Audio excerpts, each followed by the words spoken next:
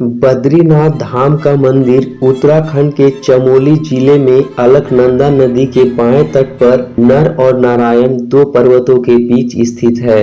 भगवान विष्णु को समर्पित बद्रीनाथ धाम का यह मंदिर पंच बद्री में से एक बद्री है। प्राचीन कथाओं के अनुसार उत्तराखंड में स्थित पंच बद्री, पंच केदार और पंच प्रयाग हिंदू धर्म की दृष्टि से महत्वपूर्ण है। मंदिर ऋषिकेश से 214 किलोमीटर दूर उत्तर दिशा में स्थित है। प्राचीन शैली में बने इस मंदिर की ऊंचाई 15 मीटर की है। प्राचीन कथाओं में ऐसा वर्णन किया हुआ है कि एक काले रंग की शिलाग्राम पत्थर के ऊपर बद्री नारायण की छवि को भगवान शंकर ने अलकनंदा में खोजी थी, जो कि मूल रूप से गर्म पानी तप्त कुंड के पास एक गुफा में बना हुआ था। प्राचीन कथाओं के अनुसार ऐसा बताया जाता है कि भगवान विष्णु अपने ध्यान में मग्न होने के लिए एक स्थान को खोज रहे थे, तो उन्हें अलकनंदा नदी के पास वाला स्थान भा गया, जो कि भगवान शिव के केदार भूमि के रूप में प्रचलित था।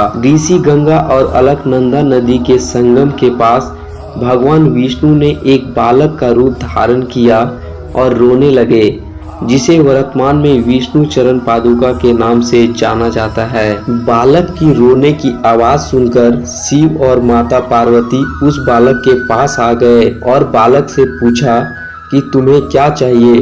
तो बालक ने बोला कि मुझे ध्यान योग करने के लिए शिव भूमि यानी कि केदार भूमि का स्थान चाहिए। इस तरह से रूप धारण कर भगवान विष्णु ने शिव भूमि को प्राप्त कर लिया, जो कि आज बद्रीनाथ धाम से जाना जाता है। 8वीं सदी में बद्रीनाथ मंदिर का निर्माण आदि गुरु शंकराचार्य ने करवाया था। इस मंदिर में मूर्ति की स्थापना 16वीं सदी में गढ़वाल के राजा ने करवाई थी। भगवान विष्णु नारायण का यह मंदिर पूरी तरह प्रकृति की गोद में स्थित है। गर्भगृह, दर्शन मंडप और सभा मंडप 3 भागों में विभाजित इस मंदिर के अंदर भगवान विष्णु की 1 मीटर की प्रतिमा काले रंग की है और साथ ही साथ 15 मूर्तियां स्थापित हैं। धरती का वैकुंठ कहे जाने वाले इस मंदिर में तुलसी की माला, चने की कच्ची दाल, गोला और मिश्री आदि का प्रसाद चढ़ाया जाता है। क्या आप जानते हैं बद्रीनाथ धाम का नाम बद्रीनाथ कैसे पड़ा? इस कहानी के पीछे भी एक रोचक कथा काफी प्रचलित है। कहते हैं कि एक बार माँ लक्ष्मी भगवान विष्णु से रूठकर अपने मायके चली जाती हैं और भगवान विष्णु के मनाने पर भी वापस नहीं आती। तब माँ लक्ष्मी को मनाने हेतु भगवान विष्णु तपस्या करने के लिए केदार भूमि की तरफ निकल पड़े और कठोर तपस्या करने लगे। शीतकालीन में जब वहां पर काफी ठंड पड़ने लगी तो माँ लक्ष्मी को उन पर दया आ गया और एक बैर के पेड़ का रूप धारण कर भगवान विष्णु को तपस्या में योग प्रदान किया। जब हजारों साल बाद भगवान विष्णु की तपस्या पूरी हुई तो विष्णु ने कहा कि लक्ष्मी, तूने मेरी तपस्या में सहायता की है। इस बद्री वसाल में मेरे साथ तुम्हारी भी पूजा की जाएगी। वहाँ पर माँ लक्ष्मी जी ने भगवान विष्णु को बद्रीनाथ कहकर पुकारा था।